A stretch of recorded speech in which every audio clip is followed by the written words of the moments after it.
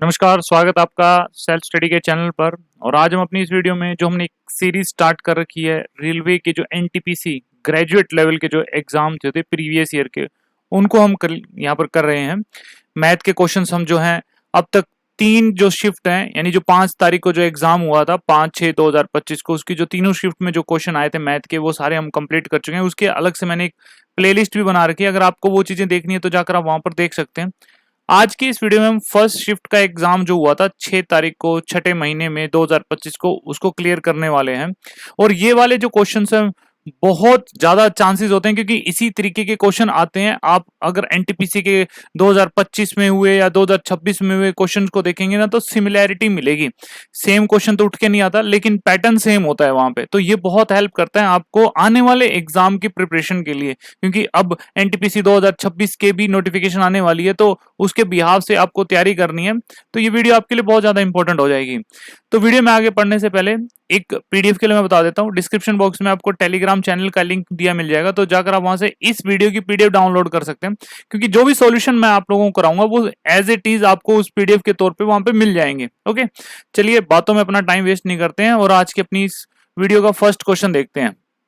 तो पहला क्वेश्चन आपके सामने ये रहा, जिसमें कहता है कि the sides of a right triangle are, ये x-13 और x-26 और x, इट्स एरिया। आपको एक राइट एंगल ट्रायंगल दे रखी है, उसकी 3 साइड्स दे रखी हैं और उसने पूछा कि आप इसका एरिया निकाल दो।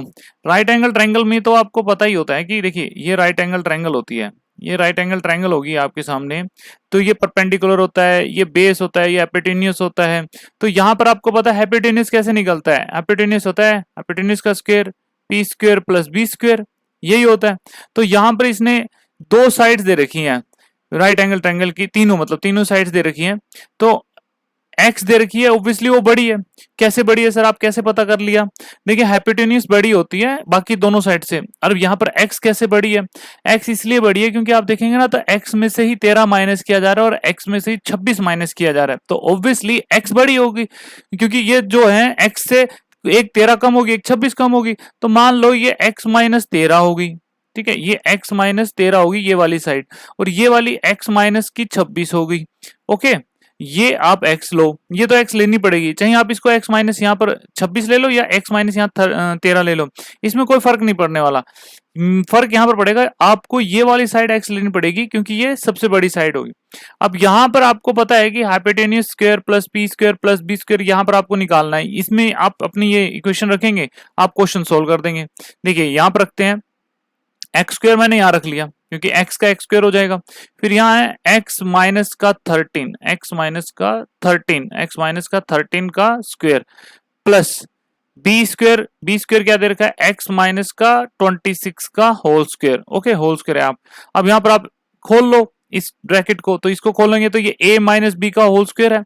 तो एक्स स्क्वायर प्लस 169 माइनस का 2 इंटू में 13 इंटू में x, ये हो गया आपके सामने, plus x square plus 676 minus का 2 इंटू में 26 इंटू में x। ओके, ये हो गया। 2 इंटू में a भी होता ना, ये वाली वो चीज होगी यहाँ पर। क्लियर? तो अब यहां देख लो, एक्स स्क्वायर यहां रखेंगे is equal to x square, यहां पर प्लस 169 हमने रख लिया।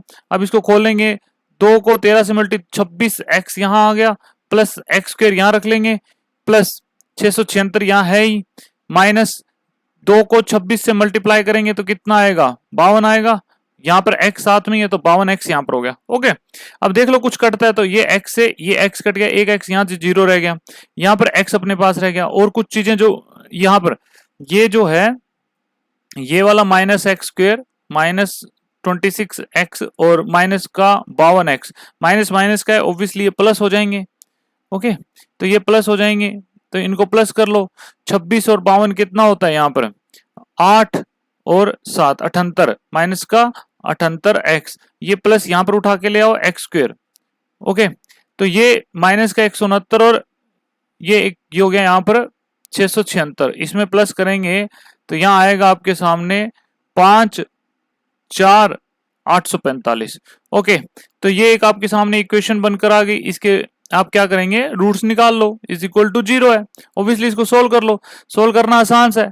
845 को अगर आप करके देखेंगे, देखिए 845 को आपको ऐसा टुकड़ा करना 845 का कि गुना करें तो 845 आए, प्लस माइनस करें तो माइनस का 78 निकल कर आए। आपको ये चीजें करनी है, ओके। इजी सा है ये, कोई इसमें हार्ड एंड फास्ट रूल नहीं है। इसका एक शॉर्ट वे है, वो भी मैं आप लोगों को कराऊंगा, लेकिन ये सब चीजें इसलिए करा रहा हूं क्योंकि क्यों बच्चा जो होता है ना कि पहली पहली बार प्रिपरेशन करने जा रहा है, तो वो सीधे शॉर्टकट चीजें आपको कराऊंगा तो वो वहां पर पजल हो जाएगा। एक बार थोड़ा बेसिक आप समझिए कि कैसे चीजों को सोल्व किया जाता है, तो ताकि आपको शॉर्टकट भी तभी समझ में आएगा, ओके। तो अगर आप इसको सोल्व करेंगे, नहीं गिरा, अगर आप इसको सोल्व करेंगे तो 5 पे जाएगा, ऑब्वियसली पता है 5 पे जा रहा है। यहां पर आएगा 169, ये किस पे, ये 169 किसका होता है, 13 का स्क्वायर होता है, तो ये रहा 13 13, तो ये बन रहा है यहां पर। अब इन तीनों नंबर से आपको ऐसा तिगड़म बनाना है कि ऐसे दो नंबर बनाने हैं कि प्लस माइनस करें तो माइनस का 78 बने और उनकी मल्टीप्लीकेशन करें तो 845 बने। तो आप एक काम करिए, ये 13 पंजे 65, 65 एक माइनस 65x ले लीजिए और माइनस का 13 ले लीजिए। इन दोनों की अगर मल्टीप्लाई करवाएंगे तो प्लस का 845 निकल कर आएगा, और इन दोनों को ऐड करेंगे तो निकल कर आएगा माइनस का 78। ओके, तो यहां पर आपके सामने इसमें अगर मैं रखता हूं यहां पर एक्स स्क्वेयर, यहां देखिए एक्स स्क्वेयर माइनस का 65x माइनस का 13x प्लस का 845, 845 निकल कर आया। अब इसको अगर मैं सोल्व करता हूं, तो यहां से देखिए, यहां से तो x कॉमन निकलेगा, यहां ऊपर लिख रहा हूं, यहां से तो x कॉमन निकलेगा, x कॉमन निकला, अंदर क्या बचा, x माइनस का 65, x माइनस का 65। इधर से मैं इसमें से अगर यहां पे क्या कॉमन लूंगा, यहां पर मैं 13 कॉमन लूंगा, तो यहां पर अगर मैं 13 कॉमन ले रहा हूं, मैं 13 किसका लूंगा, 13 माइनस का 13, 13 मैंने कॉमन ले लिया, तो अंदर क्या बचेगा, x माइनस का 65, x माइनस का 65। तो यहां पर इसी इक्वेशन से हमने क्या जाना, एक x माइनस का 13 है और एक x माइनस का 65 है। अब यहां से एक x इज इक्वल टू 13 बनता है और एक x इज इक्वल टू 65 बनता है।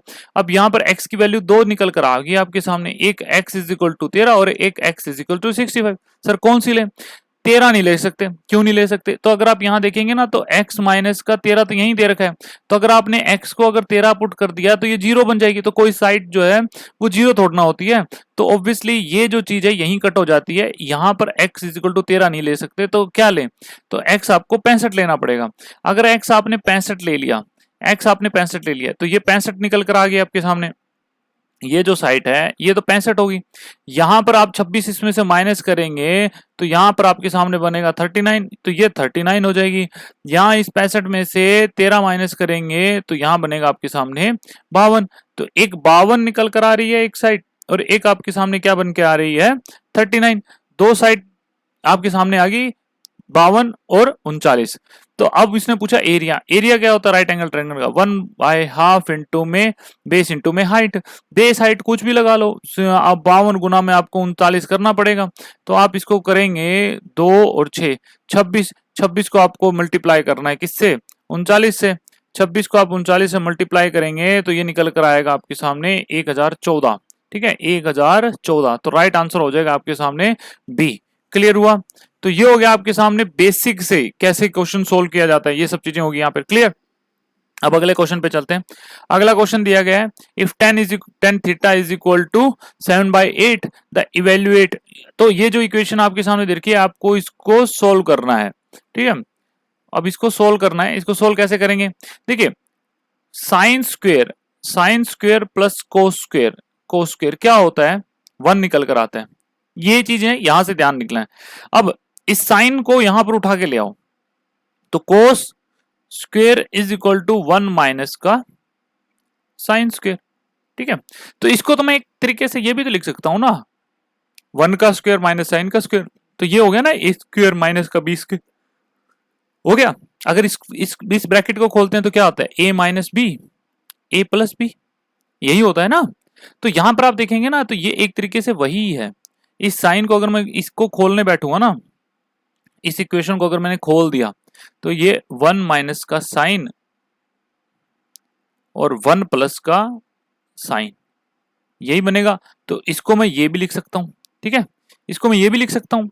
तो यहां पर ये जो इक्वेशन आपके सामने बनकर आई ना, ये बनकर आई, तो ये वाली है इज इक्वल टू यही है सेम, और ये को स्क्वायर वाली है। तो इस ऊपर वाले इक्वेशन को मैं अगर चाहूं तो मैं लिख सकता हूं, क्या लिख सकता हूं, कोस स्क्वायर। कैसे, वो चीजें मैंने आपको यहां पे सोल्व करी है। अब नीचे वाला क्या है, नीचे वाला सेम, मैंने इस बार क्या उठाया था, साइन उठा के यहां लेके गया था। अब क्या उठाना है, अब आपको उठाना है sine square. Sine square is equal to 1 minus का कोस स्क्वायर। इसके भी यहाँ पे स्क्वायर कर लो, 1 का स्क्वायर करने पे कुछ भी तो नहीं होता, 1 ही तो होता है, तो आप इस डेफिनेटली इसमें स्क्वायर कर सकते हो। तो अगर इसको सोल्व करोगे तो ये क्या होता है, 1 प्लस का कोस, 1 प्लस का कोस और 1 माइनस का कोस, 1 माइनस का कोस, ये सेम टू सेम ये रही यहाँ पर। ओके, ये कोट को हटा देना, ये वाली इतनी बात कर रहा हूं यहाँ पर, ठीक है। अरे यार ये पेन को क्या हो गया, इतनी बात कर रहा हूं ये। ओके, तो अब यहां पर इसको मैं क्या कर सकता हूं, ये लिख सकता हूं, और इसको क्या लिख सकता हूं, साइन स्क्वायर लिख सकता हूं। तो यहां आ गया आपके सामने sine square. Okay, sine square आ गया यहां पर। अब ये कोट तो है ही आपके सामने, तो यहां कोट लिख लेते हैं। ओके, तो अब यहां पर क्या दे रखा है, 10 की वैल्यू दे रखी है। 10 की वैल्यू क्या दे रखी है, 7/8। तो अगर आपको ये पता हो पी बी पी, ठीक है, P by B by H, P by H, तो ये P बाय बी जो होता है ना, ये 10 होता है, ये 10 होता है। ये B बाय एच जो होता है ना, ये आपके सामने कोस होता है, ये कोस होता है। ये P बाय एच जो होता है, ये आपके सामने साइन होता है। ओके, तो अब एक काम करते हैं, इनको कोस को क्या रख लें, कोस को हम लिख लेते हैं B बाय एच, यानी B का स्क्वायर बाय में H का स्क्वायर। साइन क्या है, साइन आपके सामने क्या है, P का स्क्वायर और इसके H का स्क्वायर। यहाँ कोट है ही, हम कोट को एक बार ऐसे ही पड़ा रहने देते हैं, ठीक है, इसको ऐसे पड़ा रहने देते हैं। तो यहां देखेंगे तो यहाँ बी स्क्वायर, नीचे पी स्क्वायर आएगा, इसके साथ में एच स्क्वायर, ये वाला एच स्क्वायर यहाँ आ जाएगा आपके सामने। ओके, और इसके नीचे जो एच स्क्वायर था ये वाला, ये ऊपर चढ़ जाएगा, तो ये दोनों एच स्क्वायर तो कट जाएंगे, तो यहाँ बचेगा आपके सामने बी स्क्वायर बाय में पी स्क्वायर। ठीक है, बी स्क्वायर बाय में पी स्क्वायर। नीचे क्या है, कोट, ये कोट है। और P बाय बी, ये जो है आपके सामने 10 क्या है, P बाय बी होता है, P बाय बी होता है। अगर इसका उल्टा करेंगे B बाय पी, तो ये कोट बनता है, ये कोट बनता है, ठीक है। तो ये एक तरीके से कोट बन रहा है, कोट का स्क्वायर। तो ये कोट का स्क्वायर डिवाइड बाय में कोट ही तो है, तो एक कोट से एक कोट कट जाएगा तो कोट ही बचेगा। कोट क्या है आपके सामने, कोट होता है 8/7, यहाँ पर 7/8 है 10, तो कोट क्या होगा, इसका उल्टा होगा 8/7। तो आपका जो आंसर आएगा यहाँ पर 8/7 निकल कर आ जाएगा। ऑब्वियसली ये बहुत इजी था, यहाँ पर टाइम इसलिए लगे क्योंकि मुझे एक एक चीजें समझानी पड़ रही हैं, खोल के आपको बताना पड़ रहा है कि क्या चीज कैसी है। अब सोचें कि सर ये कैसे हुआ, हम ये कितना दिमाग लगा लेंगे सर, ये 1 plus sine square, 1 plus sine, 1 minus sine, इसमें ये कैसे कोस स्क्वायर लेके आए। ये सारी चीजें तब पॉसिबल होती हैं जब आप कोशिश करते रहते हैं, प्रैक्टिस करते रहते हैं, तब ये चीजें समझ में आती हैं। आप पहली बार क्लास देखने आ रहे हो और आप सोच रहे हो कि ये चीजें मैं कर लूंगा, तो ये चीजें नहीं हो सकती हैं। प्रैक्टिस ही आपको परफेक्ट बनाएगी, वो हैबिचुअल हो जाओगे आप उस चीज को, आप देखते ही समझ जाओगे कि यहाँ पर कौन सा फॉर्मूला फिट हो रहा है और इस क्वेश्चन को मैं कैसे सोल्व कर सकता हूँ। एक बार क्लास लगा लेने से एग्जाम क्रैक नहीं होता है, इतना समझ लो। ये सब चीजें यहाँ पर इसलिए कराई जा रही हैं क्योंकि किस तरीके के क्वेश्चंस आते हैं वो आपकी हेल्प बहुत करेंगी, बाकी आपकी प्रैक्टिस आपको एग्जाम क्रैक करवाएंगी। ओके, थर्ड क्वेश्चन पे आते हैं। थर्ड क्वेश्चन पूछा गया है, if 24 is subtracted from 3 times of an unknown number, the difference is 258, what is the unknown number। भाई अगर किसी अज्ञात संख्या की 3 गुना में से 24 घटाया जाए तो अंतर जो है 258 है, तो संख्या ज्ञात करो। देखो, कोई अज्ञात संख्या ले लो, x है, कोई अज्ञात संख्या ले ली हमने, x है, इसका 3 गुना कर दो भैया 3x, इसमें से हम 24 घटा देते हैं, इसमें से हम 24 हमने माइनस कर दी, तो जो आंसर आएगा वो 258 निकल कर आएगा, 258। तो मुझे नहीं लगता कि ये जो क्वेश्चन है, ये 24 यहाँ पर चला जाएगा, 24 इसमें ऐड हो जाएगा, तो यहाँ आएगा 8 और 2। ओके, और यहाँ पर x इज इक्वल टू ये 3 इसके नीचे आ जाएगा, 2 8 2 3 यहाँ आएगा तो 9 और यहाँ आएगा 4, 94। तो x इज इक्वल टू 94। तो मुझे नहीं लगता है कोई बहुत हार्ड क्वेश्चन था, इसमें टाइम लगने वाला था। कुछ क्वेश्चन है जिनके अंदर डेफिनेटली टाइम लगेगा, लेकिन कुछ क्वेश्चन ऐसे हैं जिनमें कोई भी टाइम नहीं लगेगा, आपको वो टाइम सेव करना है। मोस्ट इंपॉर्टेंट, अगर एग्जाम को क्रैक करना है तो आपको अपना टाइम बचाना पड़ेगा, क्योंकि क्वेश्चन कुछ लेंथी आते हैं, वहां आपको टाइम देना है। और टाइम देना है तो ऑब्वियसली जहां क्वेश्चन इजी है बहुत तेजी से आपको करना है। तो जैसे मैंने पिछली वीडियोस में आप लोगों को कहा था कि आप टेबल्स याद करिए, आप स्क्वायर्स याद करिए, आप क्यूब्स याद करिए, स्क्वायर रूट याद करिए, तो वो चीजें क्या होंगी। अभी देखिए कुछ क्वेश्चंस ऐसे आएंगे जिसमें आपको अगर स्क्वायर्स याद है तो वो क्वेश्चन मात्र 5 सेकंड में क्वेश्चन सोल्व हो जाएगा, 5 या 10 सेकंड के अंदर।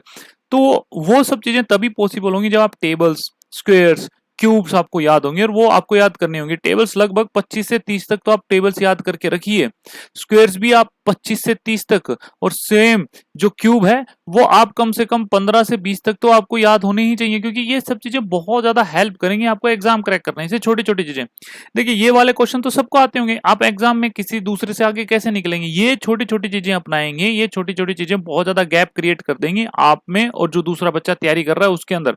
क्लियर। अब आ जाओ अगला क्वेश्चन।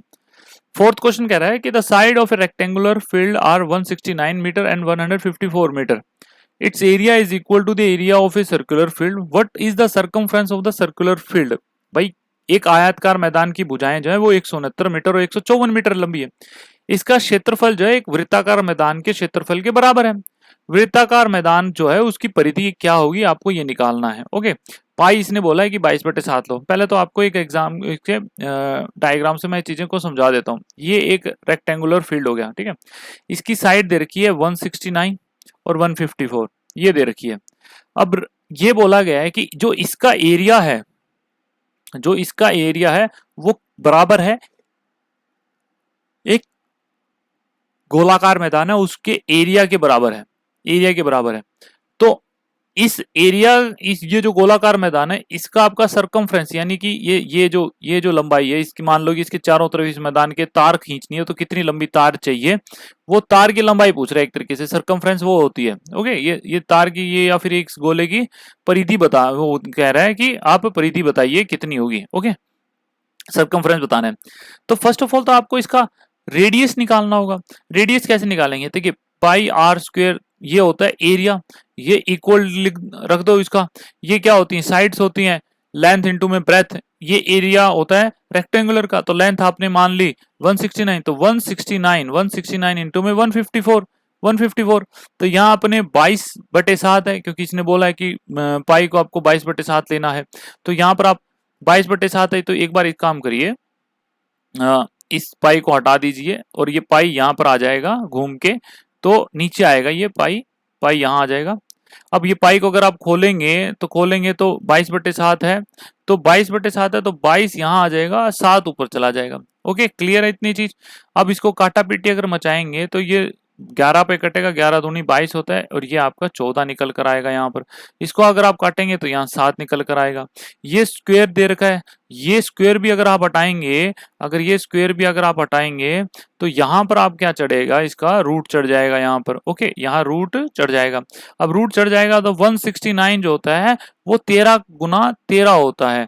तो 2 13 हैं आपके सामने और 2 7 हैं आपके सामने, तो एक 7 बाहर निकलेगा, एक 13 बाहर निकलेगा। तो 13 गुना में 7, 13 गुना में 7, 91 जो है वो रेडियस निकल कर आ गया, रेडियस निकल कर आ गया। तो इसने पूछा है सरकमफ्रेंस क्या होगा। सरकमफ्रेंस का फॉर्मूला होता है 2πr, इसमें लिख दो यहाँ पर 2 गुना में 22/7 गुना में रेडियस क्या है 13 गुना में 7 हमने निकाला है, तो 7 से 7 आपका कट जाएगा, 13 दूनी 26, 26 यहाँ आ जाएगा, 22 किसके साथ मल्टीप्लाई करानी है, 26 दूनी 52 होता है। तो ये इजी रहेगा आपके लिए करना। तो 572 जो है आपका निकल कर आएगा, जो इसका सरकमफ्रेंस है। ऑब्वियसली ये इजी क्वेश्चन है, आपको छोटे मोटे फॉर्मूले करने और कैलकुलेशन थोड़ी फास्ट रखनी है, ये क्वेश्चन ही हो जाएंगे। कोई 1-1 मिनट 2-2 मिनट में होने वाले क्वेश्चन नहीं है, कुछ सेकंडों में होने वाले क्वेश्चन है। ये चीजें समझाने के लिए है। कोई बच्चा होगा तो सीधा ही वो यहाँ पर ये थोड़ा ना करता घूमेगा, इसका रूट लगाता घूमेगा, वो तो सीधा ही रेडियस निकाल देगा 91 आया, फिर उसमें फॉर्मूले पुट करेगा और आंसर निकाल देगा। ओके, अभी मैं थोड़ी देर पहले जैसे कह रहा था ना कि आपको क्यूब्स याद होने चाहिए, स्क्वायर्स याद होने चाहिए, तो उससे क्वेश्चन इजी हो जाएगा, जल्दी करना हो जाएगा। अब यहां पर देखिए ये वाला क्वेश्चन दे रखा है, सिंप्लीफाई करना है। अगर आपको क्यूब्स याद हैं, स्क्वायर्स याद हैं, तो ये क्वेश्चन करना कोई बहुत बड़ी महाभारत नहीं है, कुछ मिनटों में नहीं बल्कि कुछ सेकंडों में हो जाएगा। ये 1764 जो है ये 42 का स्क्वायर है, ये क्यूब आपने अगर नहीं याद है तो ये जो है 18 का, ये 18 का होगा यहाँ पर, ये आपके सामने 16 का निकल कर आएगा, ये 729 जो है ये 3 का निकल कर आएगा। ऑब्वियसली इजी सा है यहाँ पर, अगर आप यहाँ पे इसको करेंगे तो 13 प्लस 16 प्लस 18 प्लस 42, अब इनको सोल्व करना है, सोल्व करेंगे तो यहाँ पर आपके सामने 79 जो है इनका आंसर निकल गया। इजी सा था ये। ओके अब आप सोचें कि सर हमें नहीं आता ये क्वेश्चन कैसे सोल्व करेंगे, तो भैया इनका अगर आप निकालने बैठेंगे तो ये जोड़ा लेंगे तो ये बहुत टाइम लग जाएगा, या फिर आप इसका इनको अलग अलग तोड़ेंगे तो उन चीजों में निकल जाएगा टाइम।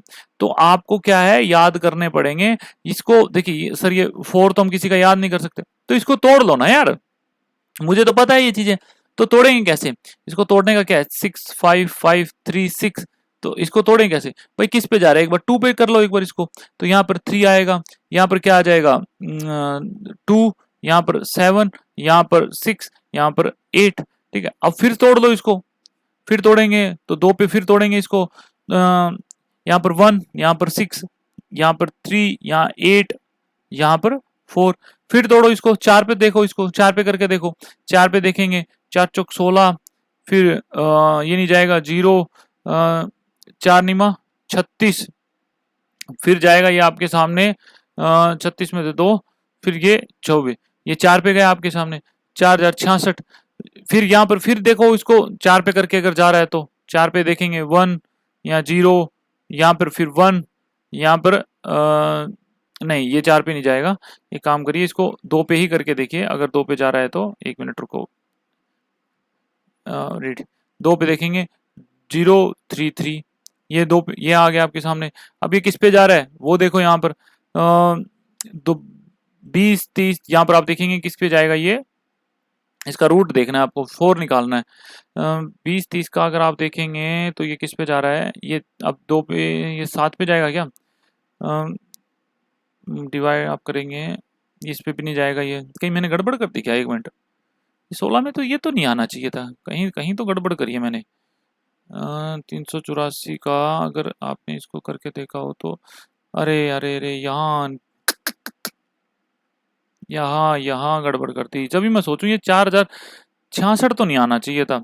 अगर आप इसका 4066 का अगर ये करेंगे ये जाएगा शायद किस में जाएगा, 4096, ये किसी का स्क्वायर होता है, ठीक है, ये स्क्वायर होता है शायद, अगर मैं गलत नहीं हूँ तो ये हो गया 60 60 का होता है 3600 3600 62 63 64 64, हाँ ये 64 का स्क्वायर है, तो यहाँ से सीधा सीधा यहाँ पर आप 64 का निकाल दोगे अगर आपको पता है तो। ओके तो ये हो गया आपके निकालने का तरीका।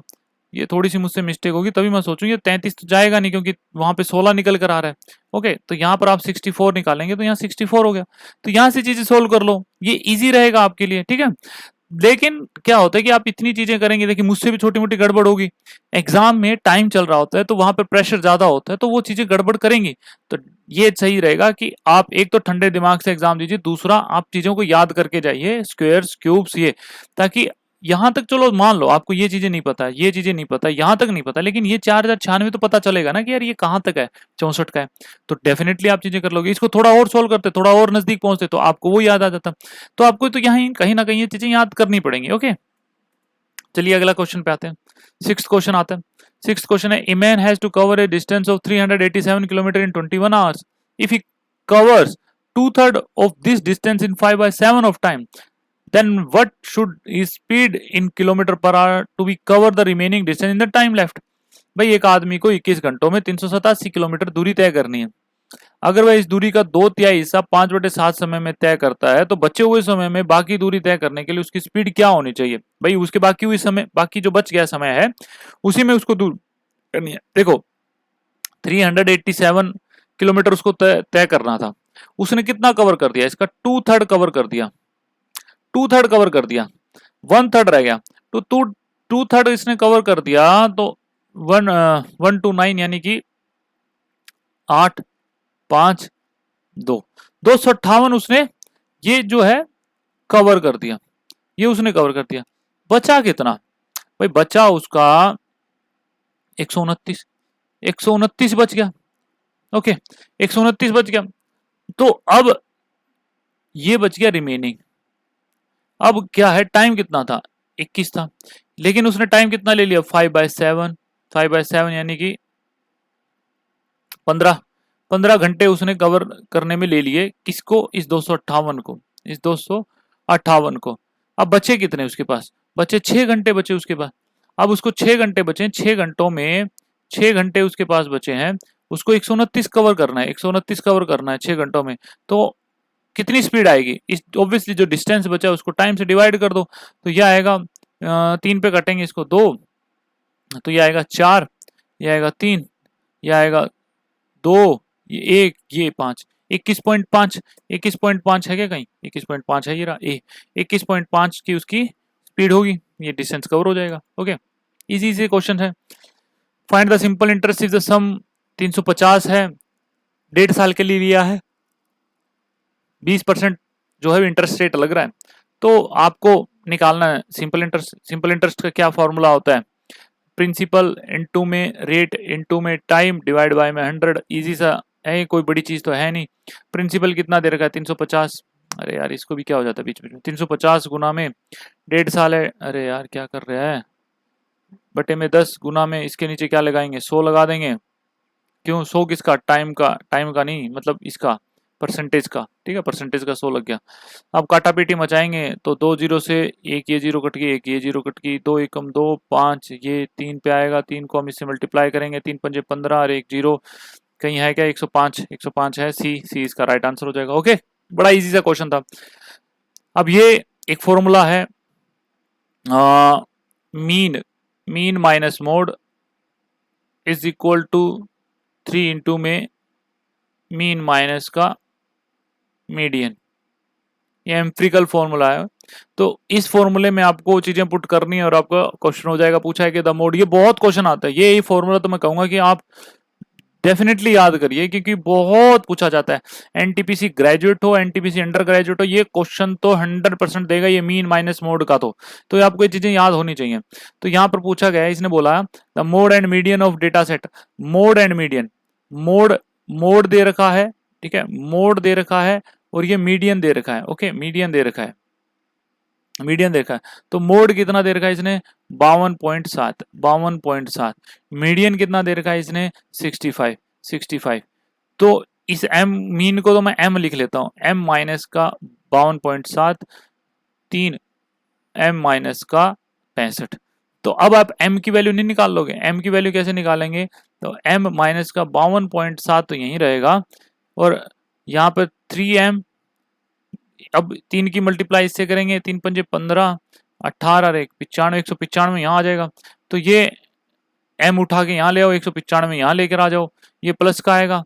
तो 195 में से 52.7 हम माइनस करेंगे तो यहाँ 3 आएगा, यहाँ 2 आएगा, यहाँ 4 आएगा, यहाँ 100, तो 142, 142.3 और ये 3 m था, 1 m इसमें से माइनस हो जाएगा तो 2 m यहाँ आ जाएगा। तो m यानी मीन की वैल्यू आपको निकालनी है, तो 142 के नीचे, इस 142 के नीचे क्या लग देंगे आप, 2 लगा देंगे, इसको काटा पीटी मचाएंगे तो इसका आएगा 71.1.5, तो 71.15 आना था। तो ये 1 डेसिमल तक बोला है इसने, 1 डेसिमल प्लेस तक, तो ये 5 यहाँ तक चला जाएगा तो 71.2, ठीक है। जो वैल्यू जो होती है 5 से बड़ी होती है, 5 के इक्वल होती है, तो वो एक वैल्यू यहाँ मतलब पास हो जाती है समझ लो, तो ये 2 हो जाएगा, 71.2 राइट आंसर हो जाएगा 1A। ओके, 9th क्वेश्चन पे है। 9th क्वेश्चन क्या कह रहा है, if 68 is mean proportion between x and 272, what is the value of x। बोला गया है 68 जो है वो मीन प्रोपोर्शन है किसका, x इंटू में 272 का। ये तो मीन प्रोपोर्शन क्या होता है, a इंटू में b is equal to c square, ये होता है, ठीक है। ये सी स्क्वेयर इसने दे रखा है, ये ए बी ये रहा हमारे सामने, तो यहाँ पर इसके सामने यहाँ पर वैल्यू रख दी है, सोल्व करेंगे, इजी सा है, हो जाएगा। तो 68 इंटू में 68 ऐसे खोल लो, 272 इसके नीचे लेकर आ जाओ, काटा पीटी मचा दो, जिससे कट रहा है, किससे कट रहा है, 2 पे कट रहा है, तो 3 और 4, 3 और 4 2 पे काटेंगे, 1 3 और 6 36 पे आ गया। फिर 2 पे कट रहा है, 3 और 4, फिर क्या आएगा 6 और 8, यहाँ पर क्या कटेगा 36 34 को अगर आप मल्टीप्लाई करेंगे 2 से तो ये 2 आ गया आपके सामने, 2 17, तो x की वैल्यू 17 आ जाएगी आपके सामने। क्लियर, इजी से क्वेश्चन है ये, तो बहुत इजी जिसको कहेंगे, बट आपको पता होना चाहिए कि निकालना क्या है। क्वेश्चन बड़े ध्यान से पढ़ना है। अब बोला गया है कि X Y Z invest a sum of ratio, इतनी रेशो में वो अपना कोई जो है इन्वेस्ट करते हैं, जितने रेशो में वो इन्वेस्ट करते हैं उतने ही रेशो में उनका क्या बढ़ता है,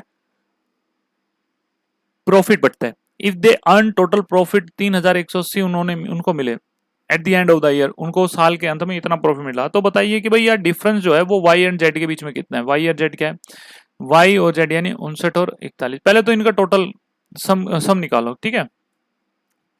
6, 59 और 41 इनको ऐड कर लो, 10, 10 और 1 6, 16, 4 9 और 1 10, 106। तो 106 बटे 106 यूनिट की वैल्यू है आपके सामने 3180। एक यूनिट की वैल्यू आप निकालो, 106 इसके नीचे चला जाएगा, काटा पीटी मचाओगे, 5 और 3, ये 1, ये 0 और ये यहाँ पर क्या आ जाएगा। अरे कहीं गड़बड़ कर दी क्या मैंने, गड़बड़ तो नहीं की ना मैंने। 10 और 1 6, ठीक है। यहाँ आएगा आपके सामने 3180 है ना, हाँ। अरे अरे अरे अरे, हर बार यही कर देता हूँ, यहाँ 0 क्यों लगा रहा हूँ मैं। ये 1 जाएगा, ये 5 आएगा, ये 9, ये 0। ओके, अब काटा पीटी मचा के देख लो, ये 3 पे जाएगा, 30, ये 30 की वैल्यू आएगी, यानी 1 यूनिट की वैल्यू आ गई, 1 यूनिट की वैल्यू आ गया आपके सामने 30। तो उसने पूछा है कि इन दोनों का डिफरेंस, 59 और 41 के बीच का डिफरेंस आप निकालेंगे, 59 और 41 के बीच का अगर आप डिफरेंस निकालेंगे 8, एक 18, तो 18 यूनिट की वैल्यू आपको चाहिए थी, 18 यूनिट की वैल्यू आपको चाहिए थी। एक यूनिट की वैल्यू आपको पता है 30 है, तो 18 की कितनी होगी, 18 गुना में 30 आप कर दोगे, तो 18 3 54, ठीक है, 540 जो होगा आपका राइट आंसर हो जाएगा। ओके, तो ये हो गया आपके सामने डी इसका राइट आंसर। अब आते हैं 11th क्वेश्चन पे। 11th क्वेश्चन कह रहा है कि A and B can do a job in 25 days and 18 days respectively. A work alone for 4 days and leaves.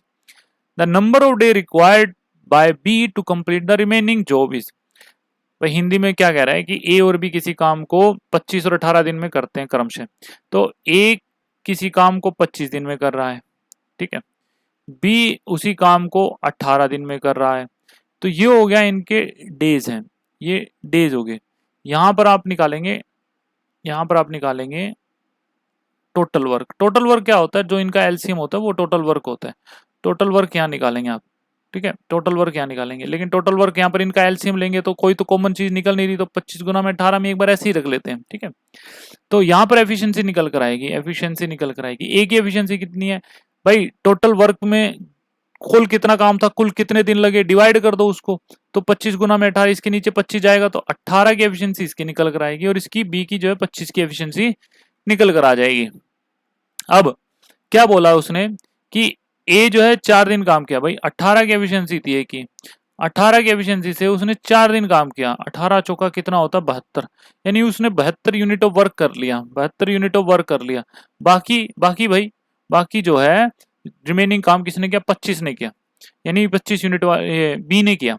तो 25 गुना में पहले तो भाई जो है वो निकाल लो, अपना टोटल वर्क निकालो, तो मल्टीप्लाई करनी पड़ेगी यहाँ पे, क्योंकि माइनस करना पड़ेगा 72 में से, 32 में से। तो 25 को 8 से हमने किया तो 200 यहाँ आएगा और 25 यहाँ आएगा, तो 450 आएगा। तो 450 में से 25 72 हम माइनस कर लेते हैं, तो 72 हम इसमें से माइनस करते हैं तो 8 यहाँ आ जाएगा और ये कितना बचेगा यहाँ पर 4 7 यहाँ 378, 378 वर्क बचेगा, 378 यूनिट ऑफ वर्क बचेगा। 378 यूनिट ऑफ वर्क को कौन करेगा, बी करने आएगा, बी करने आएगा तो ऑब्वियसली इसको हम बी से डिवाइड करते हैं 25, तो 25 को आप देखेंगे तो ऑब्वियसली यहाँ आपको क्वेश्चन देखेंगे ना, तो ये दो ऑप्शन तो वैसे ही कट हो गया आपके सामने, बचेंगे ये दो क्योंकि 25 ही नीचे रहेगा।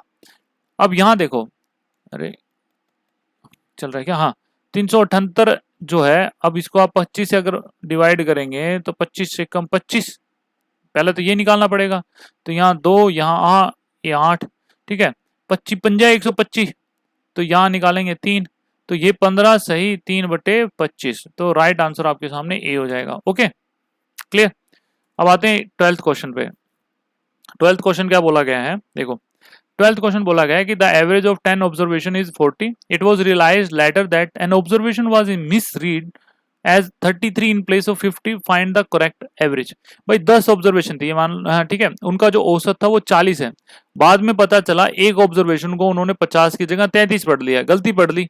यानी पढ़ना था 50, पढ़ लिया उन्होंने 33. कितना गलत पढ़ लिया उन्होंने? 50 पढ़ना था उन्होंने, 50 था एक्चुअल में नंबर, सही नंबर, उन्होंने पढ़ लिया 33. कितने की मिस्टेक करी उन्होंने 17 की मिस्टेक कर ली. यानी अब उसमें 17 नंबर और जोड़ने पड़ेंगे, फिर दोबारा से एवरेज निकालनी पड़ेगी. तो उसने कहा कि सही औसत निकाल के दो.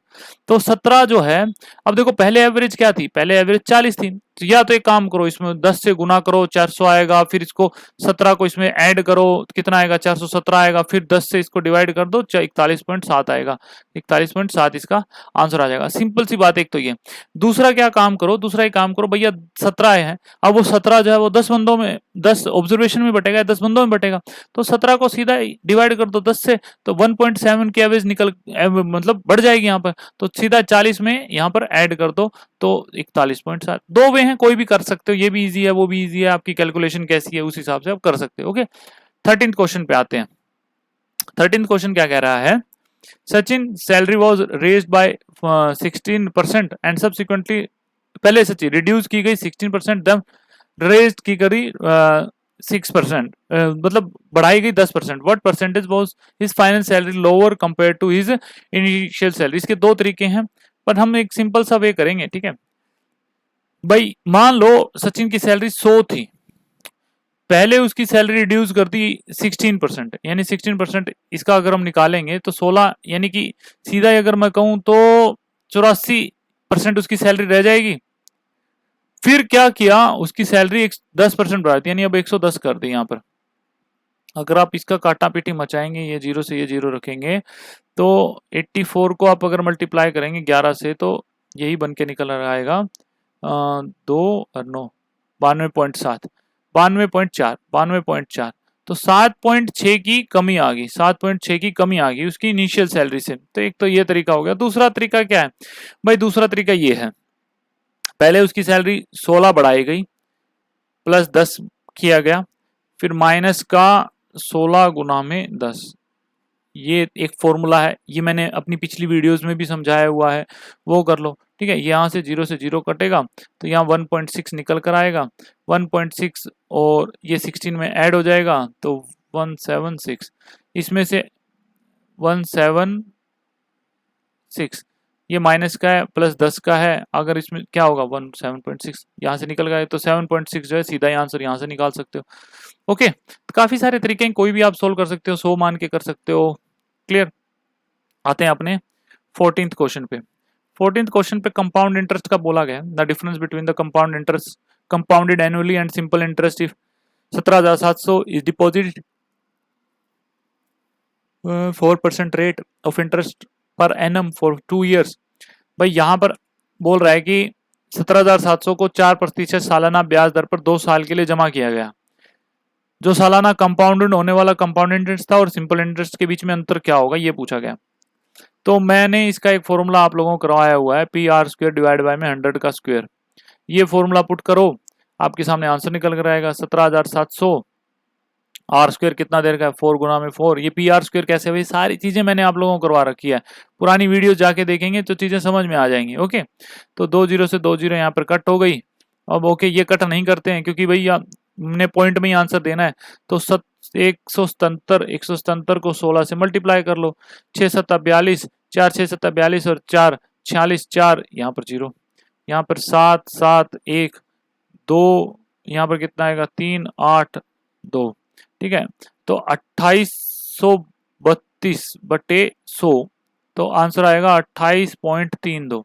ओके, 28.32 कहीं है, बी है इसका राइट आंसर. ओके, आते हैं 15th क्वेश्चन पे. 15th क्वेश्चन पूछा है, if Vishal cover 184 kilometre boat in 48 hours against the stream and he takes 12 hour with the stream, then find the speed of the stream.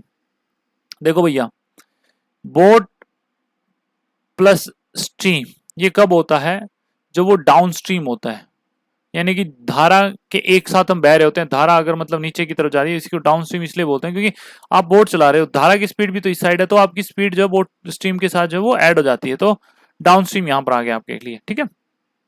अब एक होती है बी माइनस का, ये होती है बी माइनस का एस, यानी कि बोट की स्पीड में से स्टीम की स्पीड माइनस कर दें, ये होती है अपस्ट्रीम में। अपस्ट्रीम में क्यों? क्योंकि अब धारा तो इस साइड बह रही है, धारा तो इस साइड बह रही है, और आप अपनी बोट को लेके जा रहे हो इस साइड, तो भाई डबल पावर तो लगनी है ना यहाँ पर, क्योंकि ऑब्वियसली आपको कोई चीज धकेल रही है पीछे की तरफ, आप आपकी यहाँ पर पावर ज्यादा लग रही है। आप अगर आंधी में चलकर देखा है, तो आपने आंधी में चलते हैं तो आपको पीछे से अगर आंधी आ रही है तो आपको चलने में आसानी हो जाएगी, क्योंकि आपको वो धक्का दे रही है। लेकिन आपके सामने से वो आ रही है तो आपको चलने में बहुत मुश्किल होगी, अब वो आपको पीछे की तरफ धकेल रही है। तो यही same concept boat and stream के अंदर लगते हैं। अब यहाँ पर क्वेश्चन को देखो, क्वेश्चन को देखते हैं। अब क्वेश्चन में क्या है, बोला गया है कि अगर विशाल नाव की धारा के विपरीत 48 घंटे में 184 किलोमीटर तय कर लेता है, किसके विपरीत? विपरीत 48 घंटे में करता है विपरीत, यानी कि अपस्ट्रीम की बात हो रही है, अपस्ट्रीम यानी इसकी बात हो रही है। तो बोट माइनस का एस कितना है? 184 किलोमीटर उसने पार किया कितनी देर में? 48 घंटों में। तो ये स्पीड इसकी निकल कर आएगी बोट माइनस की। तो अगर मैं इसको काटा बेटी मचाऊं तो 2 4 9 2 और काटा बेटी करते हैं 1 2, यहां पर आएगा आपके सामने 4 6 46/12। एक बार यहीं छोड़ देते हैं। फिर एक बोट प्लस स्ट्रीम है, बोट प्लस स्ट्रीम कितना है? बोट प्लस स्ट्रीम है भैया, कह रहा है कि अब वो 12 घंटे लेता है। 12 घंटे कब भाई? 184 किलोमीटर अगर वो नीचे गया है, मान लो आप 184 किलोमीटर सफर तय करके गए हो, तो वापस भी तो 184 किलोमीटर ही तो आओगे। अब यही बात है ना।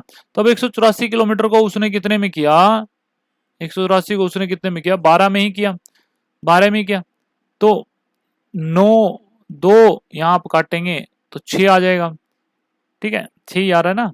ओके, यहाँ पर और काट लेते हैं, 2 3 और यहाँ पर आपके सामने 6। इससे ज्यादा नहीं जाएंगे हम।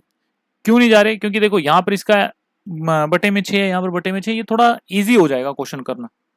तो अब यहाँ देखो, थोड़ा कलर चेंज कर लेते हैं।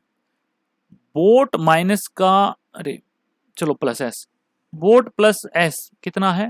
92/6। और बोट माइनस का एस कितना है? 23/6। बोला क्या है उसने? स्ट्रीम यानी धारा की ये दिशा निकालनी है, इसकी दिशा ये निकालना है। तो आप एक काम करो, साइन चेंज कर लो, ये प्लस का है या माइनस का, यहाँ प्लस का हो जाएगा, यहाँ माइनस का हो जाएगा। ओके, तो यहां आप देखेंगे तो ये तो कट जाएगा, ये प्लस हो जाएगा, माइनस का है तो प्लस का, यानी कि 2s हो जाएगा यहाँ पर। अब 92/6 माइनस का 23/6, एलसीएम तो 6 ही आएगा क्योंकि नीचे 6 ही है। तो 92 में से 23 अगर हम घटाएंगे तो 9 यहाँ आएगा, और क्या आएगा? 9 यहाँ पर आएगा, और यहाँ कितना बचेगा आपके पास? 8, 8 में से 2 गए 6, 69। तो ये आ गया आपके सामने 69/6। ये 3 पे कट रहा है, यहाँ 2, यहाँ आएगा आपके सामने 2 और 3, 23 23 23 आ गया यहाँ पे। अब ये 2s की वैल्यू जो है आपको दे दी 23/2। s की वैल्यू आपको निकालनी है तो 23/4 हो जाएगा। 23/4 कैसे हो जाएगा? क्योंकि ये 2 भी तो यहाँ चला जाएगा, मल्टीप्लाई हो जाएगा इस 2 के साथ, तो 4 हो जाएगा। तो यहाँ पर आपका, अब आप इस 23 को डिवाइड करोगे 4 से तो 5.75 इसका आंसर निकल कर आएगा km/h। ओके, तो ये हो गया आपके सामने 15th क्वेश्चन। अब आते हैं 16th क्वेश्चन के ऊपर। 16th क्वेश्चन बड़ा इजी है। A vendor boat lemon 7 for 1 rupee। भाई वो 7 नींबू लेता है, कितने रुपए के? 1 रुपए में। 1 रुपए में वो 7 नींबू ले लेता है। ओके, एक नींबू की वैल्यू क्या होगी? 1/7 होगी, 1/7 रुपए होगी। अब उसको वो 40% लाभ पे बेच देते हैं। अब वो एक को बेचे या सबको बेचे, हो तो उसको 40% लाभ ही रहा है। तो इसके ऊपर उसको 40% लाभ हो रहा है, इसके ऊपर उसको 40% लाभ हो रहा है। तो बताइए वो एक नींबू को उसने कितने में 1 रुपए में उसने कितने नींबू बेचे होंगे? किसके ऊपर 140 रुपए लाभ हो रहा है? 1/7 पे उसको 140 का लाभ हो रहा है। 140 निकाल दो इसका, 40 का लाभ हो रहा है तो 0 से 0 कट गया, यहाँ 2 आ गया, 2 से यहाँ 5, तो 1/5। तो यानी कि अब यहाँ पर अगर इसको सोल्व करेंगे तो उसने 1 रुपए में उसने 5 नींबू बेचे हैं, 5 नींबू उसने बेचे हैं। Okay clear. ये वाले क्वेश्चन मैंने पहले भी समझा रखे हैं, आप जाकर देखेंगे तो पुरानी जो वीडियोस है उनमें सेम क्वेश्चन आए हुए हैं, सेम पैटर्न रिपीट कर रखा है, बस ये जो वैल्यूज हैं वो चेंज कर देंगे, ऑब्वियसली वैल्यू तो सेम तो देंगे नहीं, तो वैल्यू चेंज कर रखी है। अब आते हैं 17th क्वेश्चन पे। 17th क्वेश्चन दे रखा है आपको सामने, ए बी सी डी एक ट्रेपीजियम है, ट्रेपीजियम बना लेते हैं हम। अरे यार ये क्या हो गया, ट्रेपीजियम बना लेते हैं। ओके ये ट्रेपीजियम बना लिया हमने भाई, ये ट्रेपीजियम बना लिया। थोड़ी सी लाइन ही गलत होगी यहाँ पे, तो थोड़ी सी सीधी लाइन बनाते हैं। ओके ये हमने ट्रेपीजियम बना लिया, ये ए है, ये बी है, ये सी है और ये डी है। ठीक है, ये कहता है कि बी सी, ये बी सी, ये वाली B C, B C, B C A D के पैरेलल है, ए डी के पैरेलल है, तो थोड़ा सा मुझे यहाँ करना चाहिए था, चलो कोई ना, मान लो। ठीक है, ये वाली लाइन ना, ये वाली लाइन और ये वाली लाइन पैरेलल होगी, ये वाली लाइन, ये वाली, मैं इसको थोड़ा सा इधर कर देता हूँ, थोड़ा सा सही लगेगा। अब ये शायद आपको पैरेलल लग जाए। ठीक है, ये मिटा देता हूँ। अब यहाँ मैं एक बार ग्रीन लाइन फिर से बनानी पड़ेगी, अब थोड़ा पैरेलल लग रहा होगा। ठीक है, ए बी सी, ये सी है, तो ए बी सी डी, तो ये बी सी पैरेलल है ए डी के, बी सी पैरेलल है सी डी के। आगे क्या कहता है, ए सी, ए सी, ए सी और सी डी बराबर है।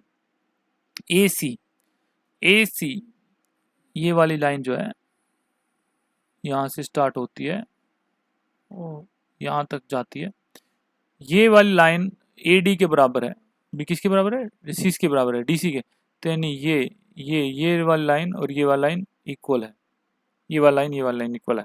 अब यहाँ ये क्या दे रहा है, यहाँ ये कह रहा है A B C, A B C, ये वाला जो एंगल है, ये वाला जो एंगल है, ये वाला जो एंगल है वो 69 है, 69 डिग्री है। ठीक है, बी ए सी, बी ए सी, बी बी ए सी, ये वाला जो एंगल है, ये वाला जो एंगल है वो कितना है, 23 है, 23 है। ओके ये वाला एंगल है वो 23 है। अब ये ये 69 है, ये 23 है, ये वाला भी एंगल निकालो, क्योंकि एक ट्रायंगल में तीनों एंगल्स का सम कितना होता है, 180 होता है। तो ये वाला एंगल कितने का निकल आएगा, 23 और 69 है एक तो, अरे यार ये बीच में अटक क्यों जाता है, 23 है, इनको जब आप ऐड करोगे तो ये निकल कर आएगा 92, ये 92 निकल कर आया।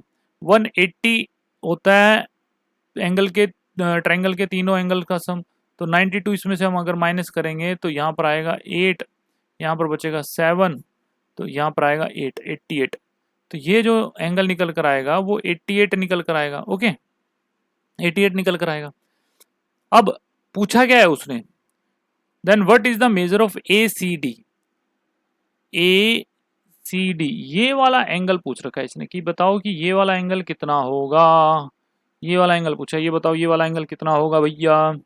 तो ये वाला एंगल निकालने का एक जो तरीका है, वो आपने अगर पैरेलल लाइंस की इक्वेशन पढ़ी है तो उनकी थ्योरम पढ़ी है, तो देखो यहां से ये जो पैरेलल लाइन जा रही है, एक ये ए डी होगी, ठीक है, ये ए डी होगी, अरे यार क्या हो, और यहां से ये जो है ये आपके सामने बी सी होगी, मैं यहां बना लेता हूं, ये ए डी होगी, ये बी सी होगी।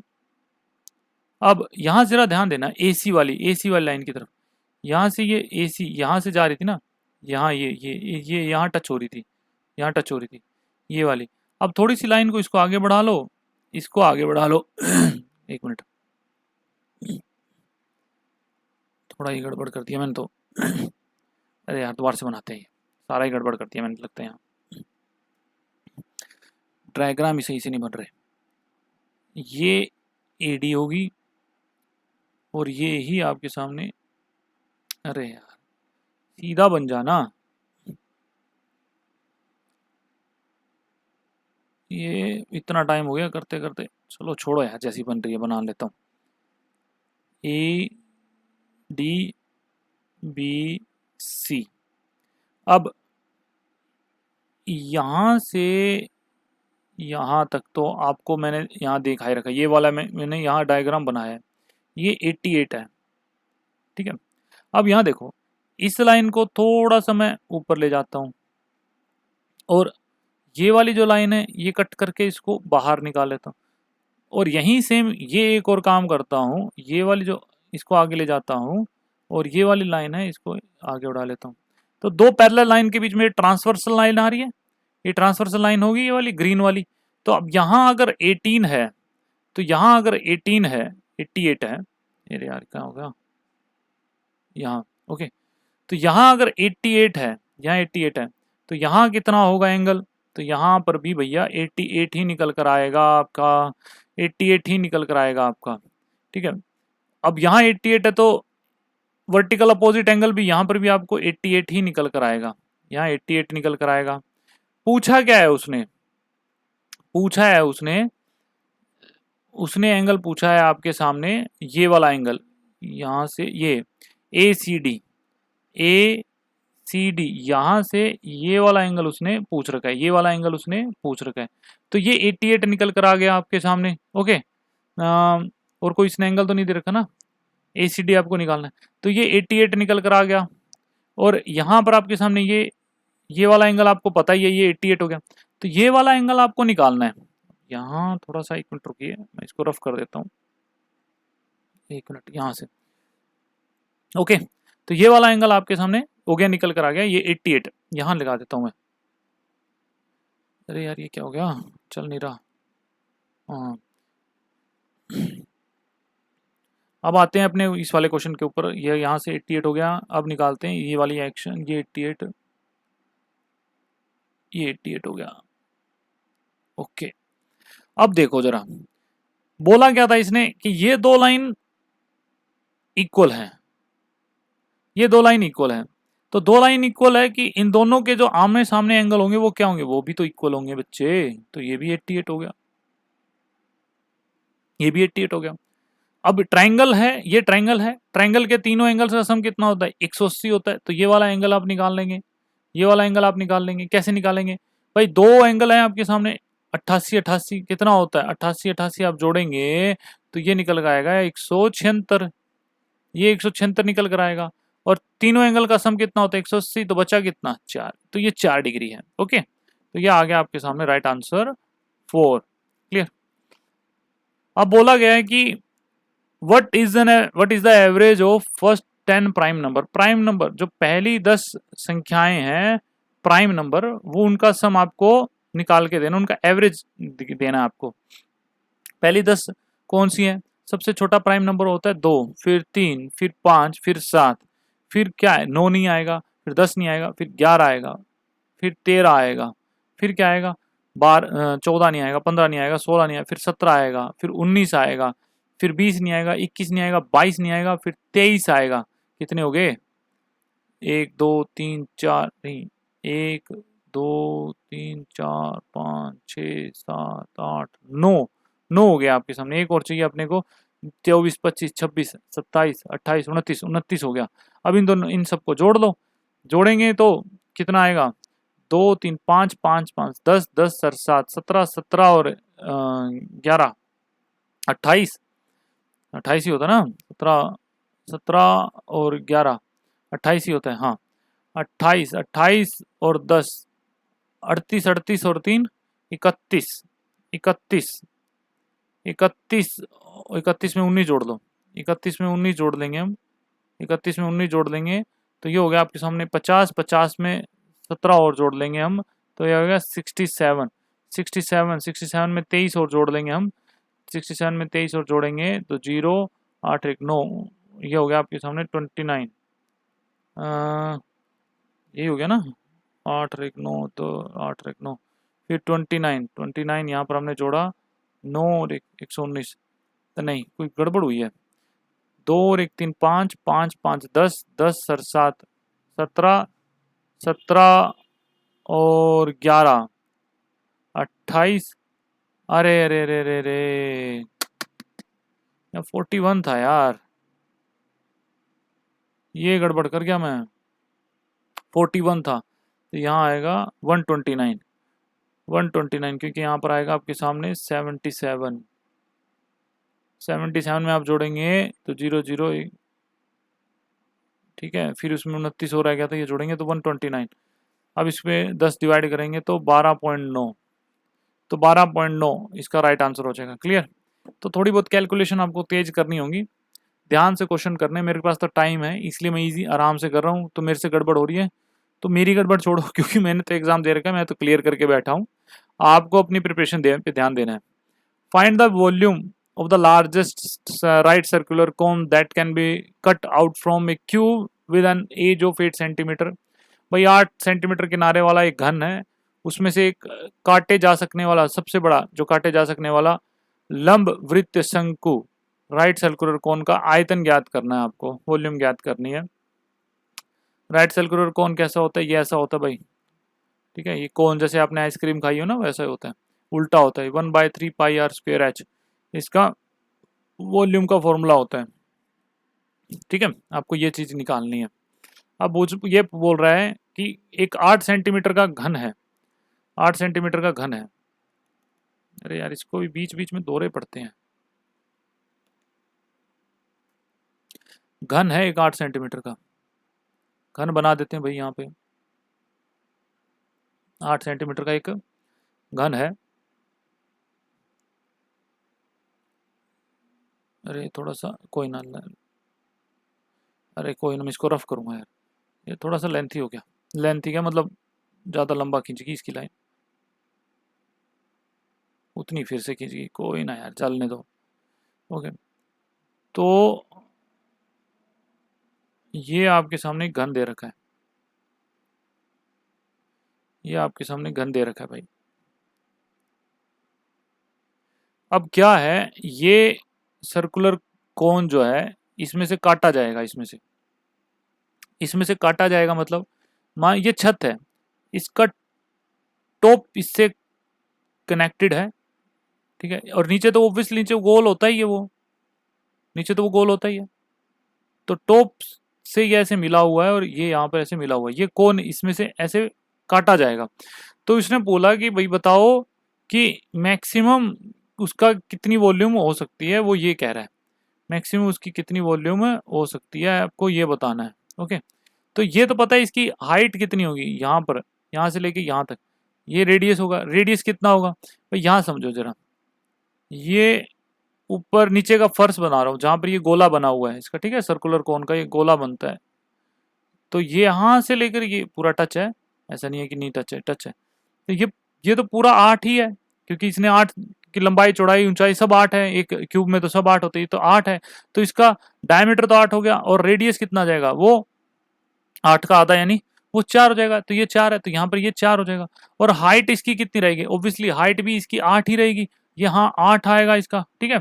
तो आपको इसकी हाइट पता चल गई 8 है, हाँ, रेडियस आपको पता 4 है, तो फॉर्मूले में पुट कर दो अपना। तो क्या है फॉर्मूला, 1/3 इंटू में 22/7 गुना में r², यानी 4 गुना में 4 गुना में 8, तो ये हो गया। तो क्या कुछ कट रहा है, कुछ नहीं कट रहा, तो नीचे क्या आएगा, 21 तो आएगा ही आएगा।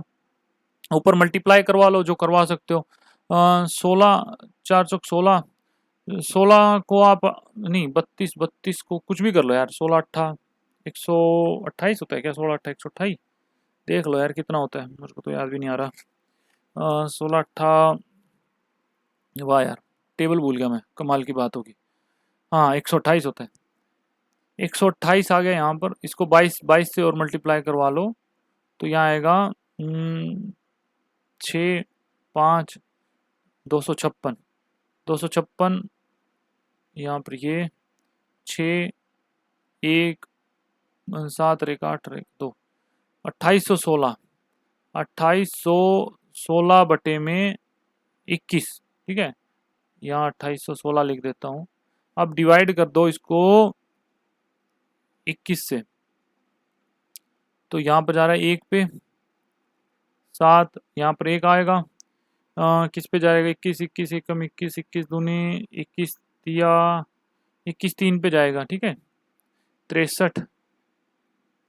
फिर आएगा यहाँ पर 8, ऊपर से 6 निकालेंगे 21 15 105 होता है, 21 चौका, 21 चौका भी जाएगा 134, ये 84, यहाँ 2 बचेगा तो यहाँ आएगा 134 सही 2/21। तो ये आ गया आपके सामने वॉल्यूम उस राइट सर्कुलर कोन की। तो 134 सही 2/21। क्लियर। सिंप्लीफाई करना बड़ा इजी सा क्वेश्चन है। इन जैसे क्वेश्चन में टाइम तो लगाना ही नहीं है। पहले ब्रैकेट सोल्व होगी, तो ब्रैकेट सोल्व करेंगे तो देखो 4 और एक 5 +5 का -5 का, तो यहाँ तो 0 निकल कर आ गया भैया, यहाँ तो 0 निकल कर आएगा। ब्रैकेट से 0 बाहर आएगा तो 7 से गुना होगी तो 0, तो इस ब्रैकेट में तो 0 ही रह गया, इस पूरी ब्रैकेट में। इसके बटे में 91, तो इसका तो कोई वैल्यू बनता नहीं, तो 0 यहाँ पर हो गया अपने सामने। तो 127 बचता है, 127 माइनस का 0 तो 127 ही रहेगा भैया। ओके, राइट आंसर हो जाएगा आपके सामने सी। तो यहाँ पर आपको सेकंडों में क्वेश्चन करने हैं। क्लियर। 21st क्वेश्चन पे आते हैं। कहता है कि one pipe fill the tank in 21 minute while another pipe can empty completely filled tank in 24 minutes. If both pipes are operated together on empty tank, how long will it take to fill 1/4 of the tank? भाई simple सी, अरे यार आपको answer दिखा दिया, कोई बात नहीं। एक पाइप को टैंक को भरने में 21 मिनट लगता है। ए पाइप मान लो, ए पाइप है, वो 21 मिनट लेती है। ये प्लस वाली पाइप है, ठीक है, प्लस वाली पाइप है। एक बी वाली पाइप है, ये माइनस, यानी पानी खाली करती है। ये जो है 24 मिनट में खाली कर देती है, ठीक है। अभी टोटल एफिशिएंसी निकाल लेते हैं, टोटल वर्क निकाल लेते हैं। टोटल वर्क कैसे निकालेंगे? 21 और 24 का हम एलसीएम निकाल लेते हैं। किस पे जा रहा है? 3 पे जा रहा है, तो 7 और 8, 21 गुना 8 कर लेते हैं, 21 गुना 8 कर लेते हैं। ओके, तो ए की एफिशिएंसी कितनी आएगी? 8 निकल कर आएगी। बी की एफिशिएंसी कितनी आएगी? 7 निकल कर आएगी। ओके, तो ये हो गया आपके सामने एफिशिएंसी, ये हो गया आपके सामने एफिशिएंसी। अब क्या है, बोला कि भैया दोनों पाइप को एक साथ चला दिया। भाई मान लो एक पाइप जो है 1 मिनट में 8 लीटर पानी डाल रही है और बी पाइप 1 मिनट में 7 लीटर पानी खाली कर रही है। तो भाई दोनों एक साथ चला दिया, तो दोनों को एक साथ चला दिया तो ऑब्वियसली 1 लीटर पानी ही जा रहा है, 7 निकाल रही है, 8 डाल रही है, तो 1 ही लीटर पानी जा पाएगा। तो 1 लीटर पानी जा रहा है हर मिनट में या हर घंटे में, जो भी बोले, ठीक है। तो बोला उसने, बताओ कि एक 1/4 ऑफ द टैंक, 1/4 भैया 21 गुना में 8, इसका 1/4 कितना होगा? 1/4 यानी इसको निकालेंगे 2, 42 लीटर का टैंक है। 1 मिनट में 1 लीटर पानी जा रहा है, तो बताओ कितना टाइम लगेगा? तो ऑब्वियसली एक इसके नीचे निकालेंगे तो 42 मिनट ही तो लगेंगे उसको। आई बात बंधु समझ में? तो राइट आंसर ए हो जाएगा। आते हैं अपने 22वें क्वेश्चन पे। 22वां क्वेश्चन बड़ा इजी सा क्वेश्चन है, बड़ा ट्रिकी सा क्वेश्चन है, सोल्व नहीं करना है इसको, मतलब यहाँ पर पेन को ऐसे लेकर मल्टीप्लाई करने मत बैठ जाना, वैसी चीजें नहीं है। ओके, सिंपल सा क्या करना है, आपको काउंट करनी है यहाँ पे इसकी जो डिजिट्स हैं, डिजिट्स मतलब कि डेसिमल के बाद ये जो पॉइंट है, पॉइंट के बाद कितनी डिजिट्स आई हुई हैं, वही सेम इसमें भी होनी चाहिए थी जो ऑप्शन दिए हुए थे। देखो, तो 1, ये 2, ये 3, ये 4, ये 5, ये 6, तो डेसिमल के बाद 6 आपको चाहिए डिजिट, होनी चाहिए। तो सबके डेसिमल काउंट कर लो भैया, अगर 6 बन रहे हैं तो वो राइट आंसर हो जाएगा। तो यहाँ देखो 1 2 3 4 5 6 7, ये तो वैसे ही नहीं है, कट मारो, 1 2 3 4 5 6 7 8, ये कट मारो, 1 2 3 4 5 6, ये हो सकता है। अगला भी गिन लो, 1 2 3 4, ये नहीं हो सकता। तो राइट आंसर आपके सामने ये हो गया। सर ये हमने काउंट क्यों किया? भाई देखो, पॉइंट के बाद जितनी लगती है उसके नीचे 0 उतनी लगेंगी ना, तो ऑब्वियसली बात है वो कम तो नहीं होंगी ना, सबकी मल्टीप्लाई देखो, इसके नीचे इतनी 0, इसके नीचे इतनी 0, ये सारी मल्टीप्लाई होके टोटल कितनी बना रही है? 6 0 नीचे बनाएंगे, तो वही हमें चाहिए था। राइट आंसर आपके सामने सी निकल कर आएगा यहाँ पे। तो इस तरीके के ट्रिकी क्वेश्चन आते हैं, सोल्व करने मत बैठ जाना इनको। अर्थमेटिक मीन पूछा इसने। अर्थमेटिक मीन का क्या मतलब है? भाई सबको एक काम करो, सबको ऐड कर लो, सबको ऐड करेंगे। सबको ऐड किसको करेंगे? 28 प्लस 31, तो सबको ऐड करेंगे 28 प्लस में 31 प्लस में 40 प्लस में 63 प्लस में 57 प्लस में 34, 37 आ गया ना, 37 प्लस में 34 प्लस में 70 प्लस में 99, इसको अगर आप ऐड करोगे तो कितना निकल कर आएगा? 451, 459, 459 निकल कर आएगा। आप इसको डिवाइड कर दो किससे? कितनी ऑब्जर्वेशन है? 1 2 3 4 5 6 7 8 9, 9 डिवाइड करोगे 5 1 51, 51 आपका राइट आंसर हो जाएगा। ओके, बड़ा इजी सा क्वेश्चन था। यहाँ पर आपकी मल्टीप्लिकेशन तेज होनी चाहिए, इतना ध्यान रखना, मल्टीप्लिकेशन ही, एडिशन या आपकी कैलकुलेशन तेज होनी चाहिए। थोड़ा सा लेंथी क्वेश्चन है ये करने पड़ते हैं, क्योंकि इस तरीके के क्वेश्चंस को भैया आपको, या देखिए ये जो क्वेश्चन होते हैं ना, ये टाइम खाते हैं। और यहाँ पर आपको टाइम बचा के लेके आना होता है। सब जितने भी हमने क्वेश्चन किया अब तक, जो फर्स्ट और सेकंड क्वेश्चन को थोड़ा बहुत लेंथी हम कह सकते हैं, फर्स्ट भी थोड़ा लेंथी कहेंगे, सेकंड नहीं है, बाकी जितने भी क्वेश्चन हमें इतने लेंथी नहीं मिले हैं, ये थोड़ा सा लेंथी हो जाता है। यहाँ पर इस लेंथी क्वेश्चन को सोल्व करने के लिए आपको टाइम बचाना पड़ेगा। कैसे लेंथी है देखो, when x is added to each of 22, 26, 19, 21, then the numbers obtained in the order are in proportion. Then if 2x ratio y proportion y ratio 4x minus 8, y जो है वो greater than 0, what is the value of y? जब 22, 26, 19 और 21 में से प्रत्येक में x जोड़ा जाता है तो इस क्रम में जो प्राप्त संख्याएं समानुपात में होती हैं। तो कैसे समानुपात में होती हैं? समानुपात में ऐसे होती हैं भैया, 22 में हमने प्लस x कर दिया, ओके, रेशो हमने किया, 26 में हमने x कर दिया, प्लस जोड़ दिया। अब ये जो प्रोपोर्शन निकल कर आएगा 19 प्लस का x और 21 प्लस का x, ये वाली बात है। ओके, तो अब अगर इसको थोड़ा सा सोल्व करके देखोगे तो ये दोनों मल्टीप्लिकेशन होंगी आपस में, और ये दोनों 21 और 22 प्लस एक्स और 21 प्लस एक्स वाली मल्टीप्लिकेशन होंगी। तो 22 x plus 21 x plus x is equal to 26 plus x is multiply में इन 19 प्लस एक्स। सोल्व करेंगे तो 22 और 21 को सोल्व करेंगे तो यहाँ पर एक बार छोड़ देते हैं या कर ही लेते हैं, ठीक है, करना तो है ही एट दी एंड, हमें छोड़ने से कोई फायदा तो है नहीं कि छोड़ देंगे तो नहीं करना पड़ेगा। तो 21 ऊपर ले आओ, 22 यहाँ ले आओ, 42 2 6 4, तो 4 6 2 निकल कर आएगा, 4 6 2, 22 की 21 से 22 प्लस आएगा, फिर 22 को फिर x से तो 22x।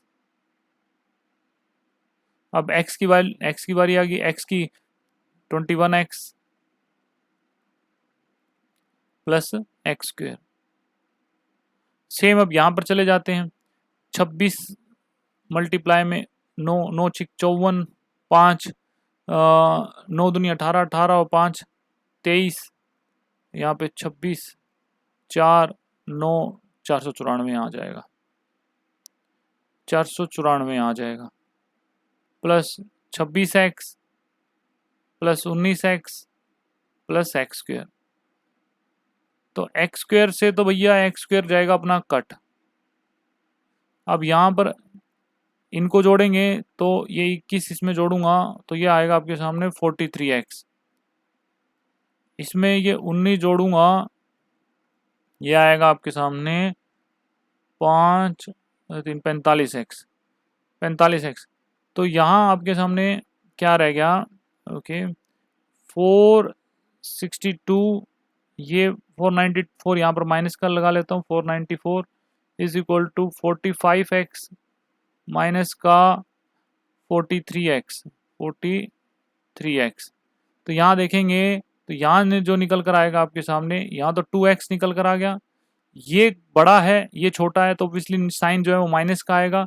तो 494 तो ये रहा यहाँ पे, इसमें से 462 अगर माइनस करता हूँ तो यहाँ 2 आएगा और यहाँ आपके सामने 3 32, तो माइनस का 32 निकल कर आएगा इधर, माइनस का 32 निकल कर आएगा यहाँ पर।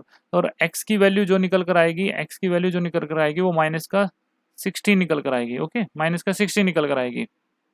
अब आ जाओ जरा, माइनस का 16, अब x की वैल्यू पुट कर दो, ये जो इक्वेशन आपको दे रखी है, ये वाली जो इक्वेशन दे रखी है, इधर x की वैल्यू पुट करो और क्वेश्चन को सोल्व करो। x की वैल्यू अगर पुट करेंगे तो 2 इंटू में माइनस का 16, तो माइनस का 32 तो यहाँ आ गया, माइनस का 32 यहाँ आ गया बटे में y, ठीक है, तो y तो ऊपर है ही, अगले वाले में इज इक्वल टू 4 गुना में 16, 16 चौक 64, माइनस का 64 है और माइनस का ही 8 है, तो क्या हो जाएगा, प्लस हो जाएगा, तो कितना आएगा 72 आएगा। तो यहाँ पर आपके सामने माइनस का 72 आ जाएगा, माइनस का 72 आ गया। तो अब इसको सोल्व करेंगे तो ये माइनस का ये भी माइनस का, तो मल्टीप्लाई करेंगे तो प्लस का ही आएगा, माइनस का 32 गुना में माइनस का 72 is equal to y square. Y की वैल्यू निकालनी है तो अब थोड़ा सोल्व काटा पीटा मिला लो। ये हो गया 16 गुना में 2 था, गुना में ये 72 कितने में थे, 72 को निकालो भैया, 72 36, 36 गुना में 2, 36 गुना में 2 is equal to y square.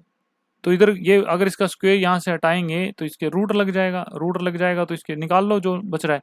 तो 16 का रूट करते हैं तो 4 आता है, ये 2 बार 2 है तो इसका 2 निकल आएगा, 36 का 6 निकल कर आएगा, ठीक है, 36 का 6 निकल कर आ गया। तो 4 दूनी 8, 8 छिक 48, 8 छिक 48, तो 48 इसका राइट आंसर हो जाएगा। ये भी बड़ा इजी सा क्वेश्चन है। 25th क्वेश्चन, 25th को में दे रखा है x minus 1/x is equal to 4, then the value of x cube minus का x 1/x क्यूब। कितनी बार ये क्वेश्चन पूछा जा चुका है। तो सिंपल सा बात है, a माइनस का b का होल क्यूब अगर आपने खोला है तो a क्यूब माइनस का b क्यूब माइनस का 3ab, यही तो होता है। तो यही इसका क्यूब कर दो, इसका तो क्यूब कर दो इसका, तो 1 माइनस, अरे ये 1 माइनस नहीं, एक्स क्यूब 1 माइनस का एक्स क्यूब, यहाँ पर क्यूब माइनस का 3ab क्या होता है, यानी अरे क्या होता है, 3ab नहीं होता इस चीज, हाँ 3ab होता है, 3ab होता है क्या, अरे यार मेरे से भी गड़बड़ी हो रही है क्या आज। अच्छा 4 चौक 64, 64 76, अरे हर बार यही गड़बड़ क्यों हो रही है मेरे से, यही गड़बड़ होती रहेगी मुझसे लगता है आज तो। ये माइनस का होता है यार, इनटू में एक्स ए माइनस, ये भी आता है, तो ये होता है फॉर्मूला, मैं तभी गड़बड़ कर रहा हूँ यहाँ पर। तो यहाँ पर आप देखेंगे तो a माइनस बी, 3 इंटू में a माइनस बी इंटू में ए बी, तो यहाँ निकल कर आएगा ए बी को अगर आप करेंगे तो x इंटू में 1/x है, तो ये से तो 1 निकल कर आ गया, तो 1 साथ में a माइनस बी की वैल्यू आपको कितनी दे रखी है, 4 दे रखी है, ठीक है 4 दे रखी है। तो ये हो गया आपके सामने, ये मैं ये लगाना भूल गया था यहाँ पर। ओके, तो इसको काट देते, मिटा देते हैं, इसको आगे ले जाते हैं। इज इक्वल टू 4 का क्यूब, 4 का क्यूब कितना होता है, 4 चौक 16, 16 चौक 64, 64 आएगा। अब यहां पर आ गया 12, 3 एकम 3, 3 चौके 12, तो एक्स क्यूब माइनस का 1/x क्यूब, ये माइनस का 12 इज इक्वल टू 64, तो एक्स क्यूब माइनस का 1/x cube is equal to 12 उसमें ऐड हो जाएगा तो 76। अरे यार 76 आएगा यार, ये कर क्या रहा हूं मैं, 76 आएगा। तो 76 का राइट आंसर हो जाएगा 25, 25 नहीं, 25वें क्वेश्चन का ए। अब रूट हमें निकालने हैं, find roots of 4m square plus 6m plus 2 का रूट निकालना है, इजी से है, कोई बड़ी चीज नहीं है। देखो 4m square plus 6m plus 2 is equal to 0, इसके रूट निकालना है। इसमें से पहले तो कॉमन निकाल लो, कॉमन क्या निकल रहा है, 2 निकल रहा है, तो यहाँ पे 2m square plus 3m plus 2 यही बन रहा है अपने पास। ओके, यही बच रहा है, नहीं यहाँ 2 से तो कॉमन निकाल लिया, यहाँ तो 1 ही बचेगा ना, 1 ही बचेगा। अब इनके रूट निकालने हैं, तो इनका रूट इसके साथ मल्टीप्लाई करते हैं तो 2m स्क्वेयर। तो हमें एक ऐसा नंबर ज्ञात करना है कि इस नंबर को हमें ऐसे तोड़ना है कि मल्टीप्लाई करें तो 2i और प्लस माइनस करें तो 3i, तो 2m और एक m दे लो, इन दोनों को मल्टीप्लाई करते हैं तो 2m स्क्वेयर बनता है, जोड़ते हैं तो 3m बनता है। ओके, तो 2m स्क्वेयर प्लस में 1 इज इक्वल टू 0, तो यहाँ पर 2m निकालेंगे यहाँ से कॉमन, तो यहाँ बचेगा m माइनस का 1, m प्लस बचे m प्लस का 1 प्लस का, यहाँ से हम क्या निकालेंगे, 1 ही कॉमन निकाल लेंगे, तो यहाँ बचेगा m प्लस का 1 0।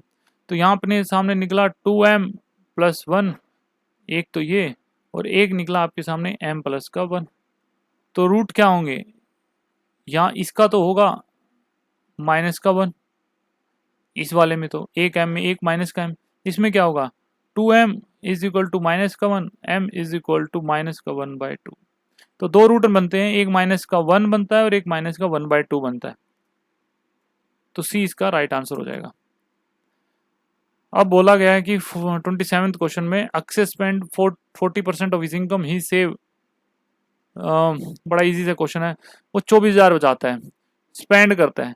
बताओ भैया ये 60% जो है वो 24,000 है, तो 100% कितना होगा? अरे यार हर कोई बता देगा। 40,000 कहाँ है? 40,000। ठीक है, ये हो गया आपके सामने 27वां क्वेश्चन, 20 का राइट आंसर हो गया। ये क्या कर रखा है मैंने? Okay, if the selling price of a bed is 2 time of initial then the profit is 11 time of initial, find the initial profit percent. अगर किसी बेड का सेलिंग प्राइस शुरुआती कीमत का 2 गुना हो तो प्रॉफिट शुरुआती प्रॉफिट का 11 गुना हो जाता है। शुरुआती प्रॉफिट प्रतिशत याद करिए भाई, सिंपल सी बात है। प्रॉफिट कब होता है? जब आपका सेलिंग प्राइस जो होता है वो कॉस्ट प्राइस से ज्यादा होता है। तो सेलिंग प्राइस माइनस का कॉस्ट प्राइस, ये आपका प्रॉफिट निकालेगा, ये आपका प्रॉफिट निकालेगा ना, ये आपका प्रॉफिट निकालेगा। अब क्या कह रहा है? ये पहले वाला इनिशियल प्रॉफिट कहते हैं, ठीक है। इनिशियल कहता है कि अब अगर आप इसको सेलिंग प्राइस को 2 गुना कर दें, सेलिंग प्राइस को आप 2 गुना कर दें, तो अब आपके सामने जो प्रॉफिट निकल कर आएगा वो 11 गुना निकल कर आएगा। 11 इसका 11 गुना प्रॉफिट हो जाएगा इस पुराने वाले प्रॉफिट का। यही है, यही सेम कॉन्सेप्ट होगा। क्लियर? अब ये 11 जो है इसके नीचे ले आते हैं, यहां से हम 11 माइनस कर देते हैं, माइनस के मिटा देते हैं। तो यहाँ p बच गया, यहाँ पे p, तो दोनों p के ये इसके इक्वल है, ये इक्वेशन इक्वल है, तो ऑब्वियसली ये दोनों इक्वेशन भी तो इक्वल होंगी। ओके, तो यहाँ हम रख देते हैं SP माइनस का CP is equal to twice of SP minus का CP इज डिवाइड बाय में 11। 11 ऊपर जाएगा, इन सब से मल्टीप्लाई होगा, तो 11 ऑफ SP माइनस का 11 of CP is equal to twice of CP SP सची माइनस का CP।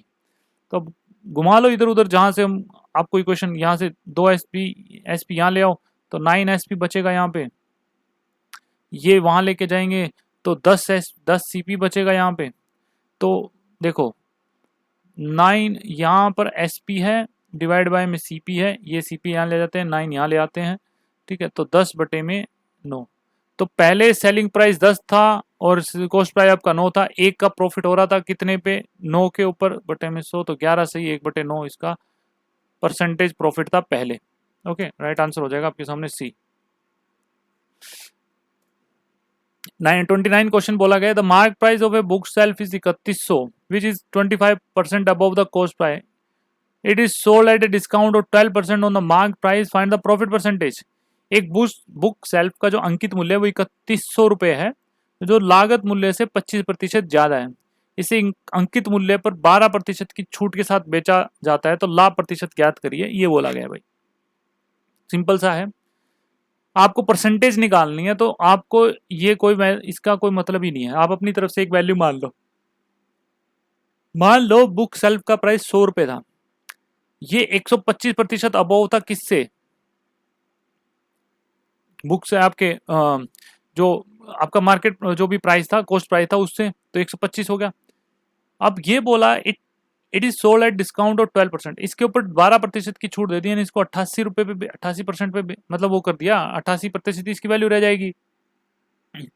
तो अगर आप इसको निकालेंगे, काटापीटी करेंगे, 25 पंजा 125, 25 चौका 100, 4 एकम 4 और 1 22 यहाँ आएगा, तो 110 रुपए में वो बिका भाई, 110 रुपए में बिका। 100 था, 110 में बिका, तो कितना परसेंट प्रॉफिट हुआ?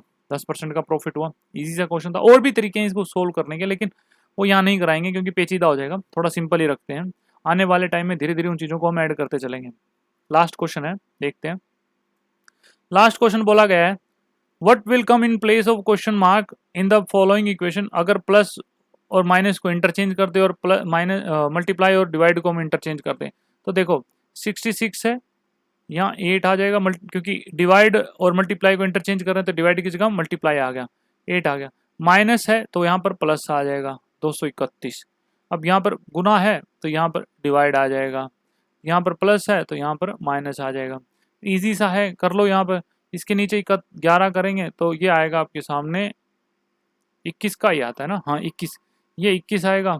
तो 8 से 48, 4, 48 और 4 52, 228, 528, 528 में हम 21 ऐड कर देते हैं, 21 ऐड करते हैं, 9 4 1 14 इसमें से माइनस कर देते हैं तो 5 3 535। तो आपका जो राइट आंसर बनेगा वो 535 बनेगा, राइट आंसर आपका डी हो जाएगा। क्लियर। तो आज की वीडियो में इतना ही था, उम्मीद करता हूँ आपको ये चीज़ें समझ में आ रही होंगी। समझ में आ रही है तो मुझे कैसे समझाएंगे, ऑब्वियसली लाइक का एक बटन दिया है उस पर क्लिक करके एक बार ही क्लिक करना, लाइक कर देना, वीडियो को शेयर कर देना, चैनल को सब्सक्राइब कर लेना। कमेंट सेक्शन ओपन है, अपनी जो भी प्रॉब्लम्स हैं वो कमेंट सेक्शन में लिखना कि आपको क्या समझ में आ रहा है, कैसे समझ में नहीं आ रहा है, आपको क्या और अच्छे से चीज़ें चाहिए, बेझिझक उन चीज़ों को लिखिए। आप अपना फीडबैक देंगे, डेफिनेटली उसमें मैं वर्क करूँगा, आपको और चीज़ें यहाँ पर सॉल्व करवाने की या उसको समझाने की कोशिश करूँगा। और ये क्वेश्चन बहुत ज़्यादा इंपॉर्टेंट है आने वाले एग्जाम में, अगर आपको अपनी जॉब चाहिए आने वाले टाइम में। ऑब्वियसली इतनी महंगाई हो रही है, बेरोजगारी इतनी ज़्यादा बढ़ रही है, तो एक जॉब तो बहुत ज़्यादा इंपॉर्टेंट होती आती है जीवन यापन के लिए। तो पीडीएफ के लिए फिर से बता देता हूँ, डिस्क्रिप्शन बॉक्स में टेलीग्राम चैनल का एक लिंक दिया मिलेगा, तो जाकर आप वहाँ से इस वीडियो की पीडीएफ डाउनलोड कर सकते हैं। तो बस आज के लिए इतना ही था। Thank you for watching this video.